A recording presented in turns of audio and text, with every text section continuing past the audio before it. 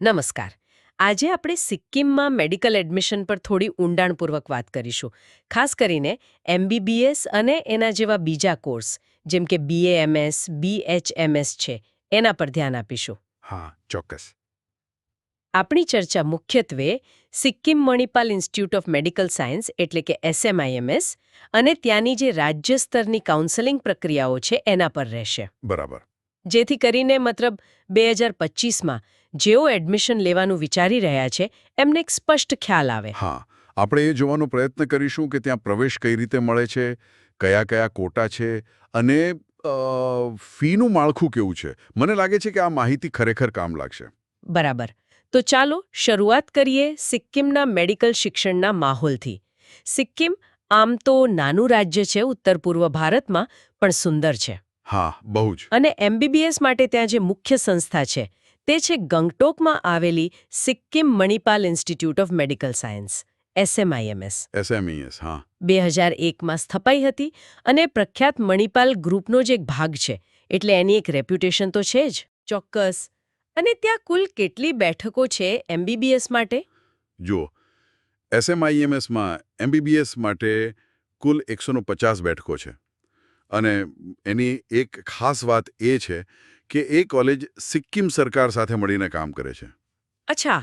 એમની પોતાની 500 બેડની હોસ્પિટલ તો છે જ, સેન્ટ્રલ રેફરલ હોસ્પિટલ.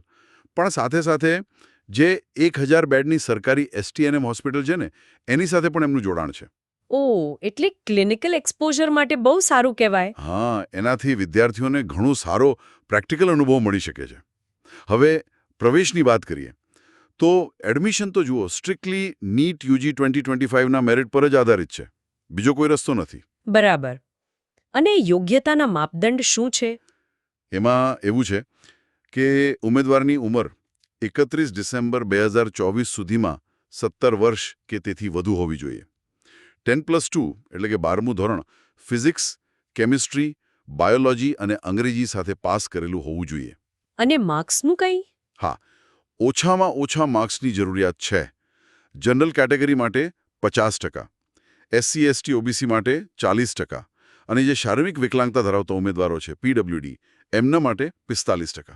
અને નીટ ક્વોલિફાય કરેલું હોવું જોઈએ, એ તો ખરું ને? હા, બિલકુલ. નીટ ક્વોલિફાય તો અનિવાર્ય છે જ. તો એસએમઆઈએમએસમાં એડમિશન માટેના રસ્તા કયા કયા છે? તમે કોટાની વાત કરી હતી. હા, મુખ્યત્વે 2 માર્ગ છે, એમ સમજો. પહેલો છે સિક્કિમ સ્ટેટ કોટા. અચ્છા. એમાં 80 બેઠકો આવે છે અને આનું કાઉન્સેલિંગ જે છે તે સિક્કિમ સરકારનું જે માનવ સંસાધન વિકાસ વિભાગ છે, એચઆરડીડી, એમના દ્વારા થાય છે. એમની વેબસાઇટ છે sikkim-hrdd.org. ત્યાં ઓનલાઈન પ્રક્રિયા હોય છે. અને આ સ્ટેટ કોટા કોના માટે છે? આ ખાસ ફક્ત સિક્કિમનું ડોમિસાઇલ ધરાવતા હોય, એટલે કે ત્યાંના સ્થાનિક ઉમેદવારો માટે જ છે.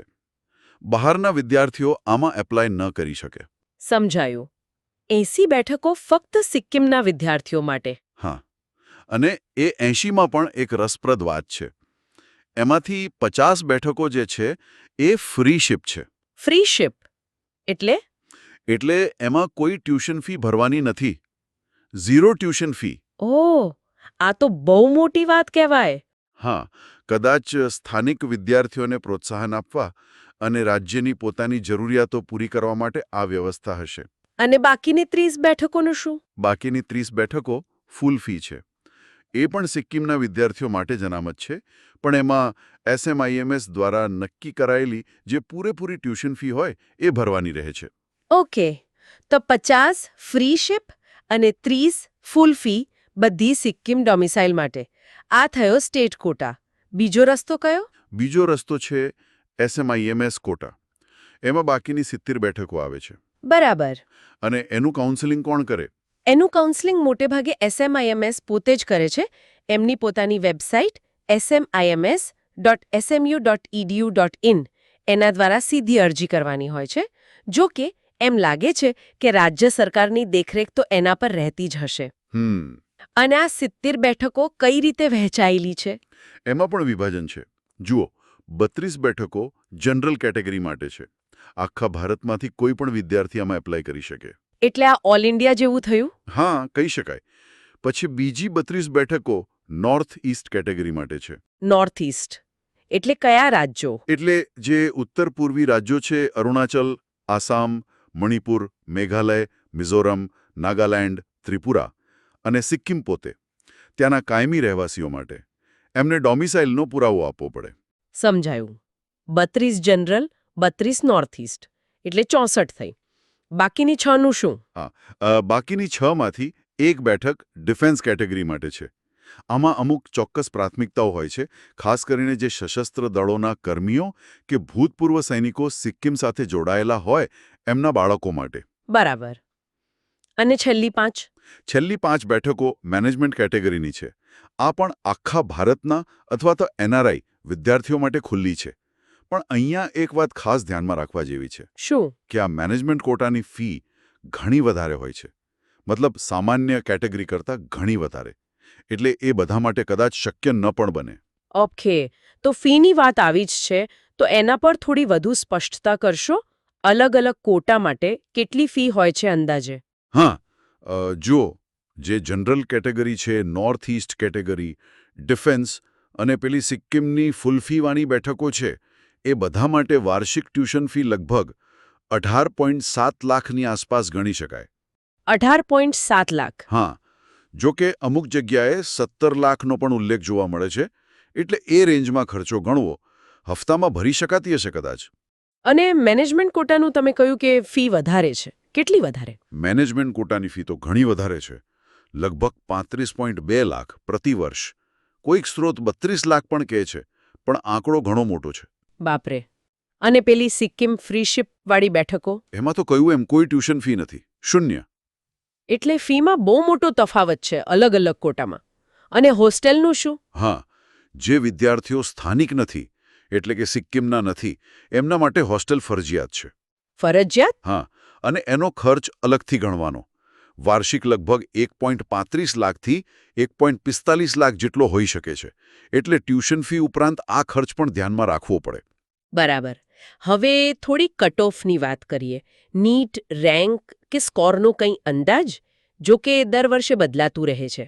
હા, એ તો દર વર્ષે બદલાય છે, પરિણામ અને ઉમેદવારો પર આધાર રાખે. પણ જો પાછલા વર્ષોના ડેટા જોઈએ તો જનરલ કોટા માટે નીટ રેન્ક કદાચ 1.5 લાખથી 2 લાખની વચ્ચે રહી શકે.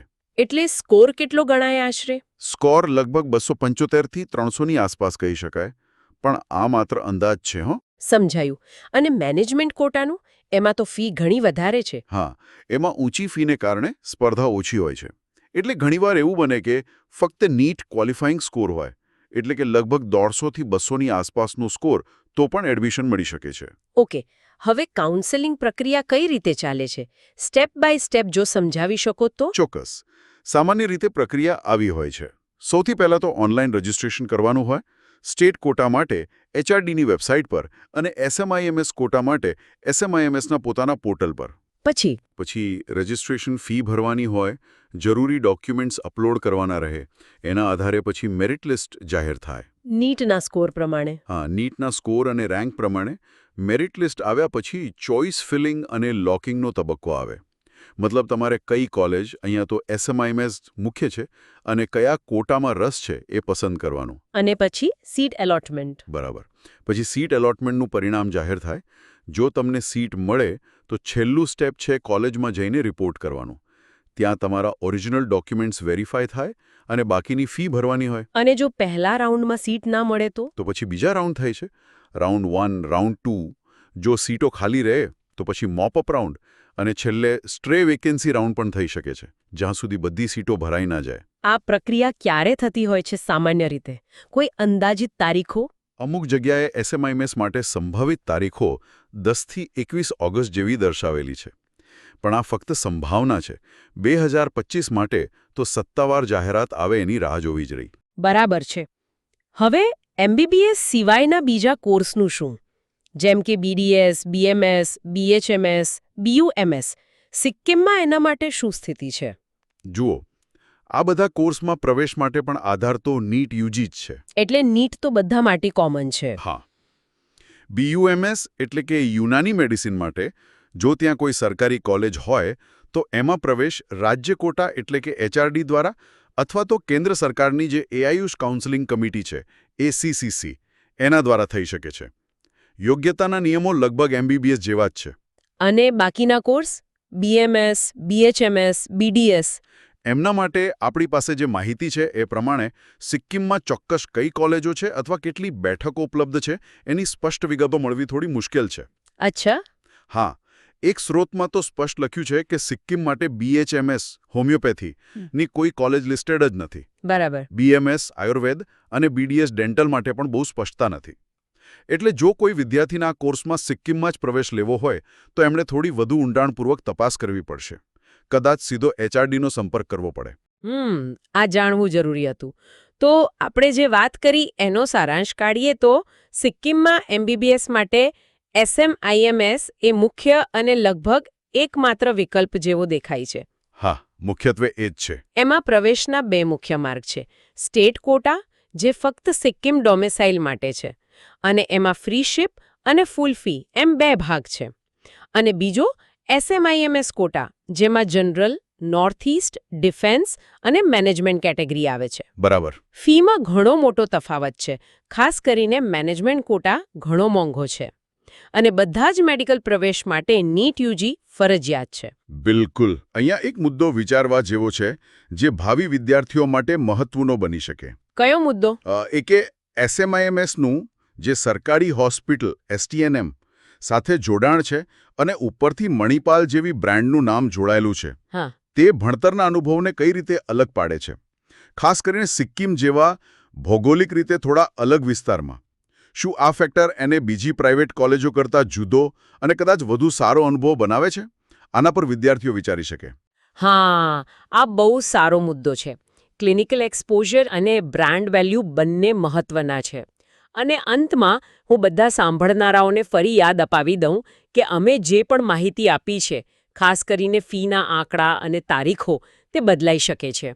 હા, ચોક્કસ. એટલે 2025માં પ્રવેશ માટેની પાકી અને સચોટ વિગતો માટે સત્તાવાર વેબસાઇટ્સ નિયમિતપણે તપાસતા રહેવું ખૂબ જ જરૂરી છે. કઈ વેબસાઇટ્સ? સિક્કિમ સ્ટેટ કોટા માટે સિક્કિમ HRDDની વેબસાઇટ sikkimhrd.org અને SMMS ક્વોટા અને કોલેજની માહિતી માટે SMMSની પોતાની વેબસાઇટ smms.smu.edu.in. બરાબર. તો આશા રાખીએ કે આજની ચર્ચા ઉપયોગી નીવડી હશે. ફરી મળીશું નવી માહિતી સાથે. ચોક્કસ. આવજો.